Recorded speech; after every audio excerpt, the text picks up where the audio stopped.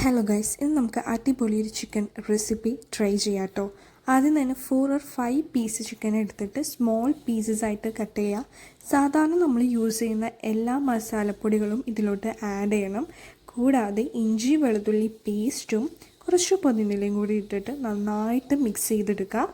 സമയം ഉണ്ടെങ്കിൽ കുറച്ച് നേരം ഫ്രിഡ്ജിൽ റെസ്റ്റ് ചെയ്യാൻ വെച്ചതിന് ശേഷം എടുത്ത് നമുക്ക് ഫ്രൈ ചെയ്യാം. അല്ലെങ്കിൽ ഒരു 5 മിനിറ്റ്സിന് ശേഷം നമുക്കെടുത്ത് ഫ്രൈ ചെയ്യാം. പൊതുവേ വീട്ടിലെ ചിക്കൻ മേടിക്കുമ്പോൾ കുറച്ച് പീസ് ഞാൻ ഇതിനു വേണ്ടി ഇപ്പോഴും മാറ്റി വയ്ക്കാറുണ്ട്.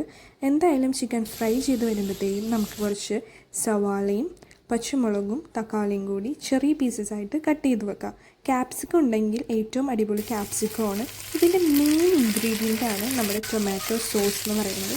അത്യാവശ്യം ക്വാണ്ടിറ്റിയിൽ ടൊമാറ്റോ സോസ് ഇടണം. പിന്നെ സവാള എടുക്കുമ്പോൾ നമ്മൾ എത്ര ചിക്കൻ എടുക്കുന്നു ആ ക്വാണ്ടിറ്റിയിൽ ഇടണം. ഇതിൽ കുറച്ച് സവാള കുറഞ്ഞു പോയി. ടേസ്റ്റി ആയിട്ടുള്ള അടിപൊളിയായിട്ട് റെസിപ്പിയാണിത്. എല്ലാവരും ട്രൈ ചെയ്യുക.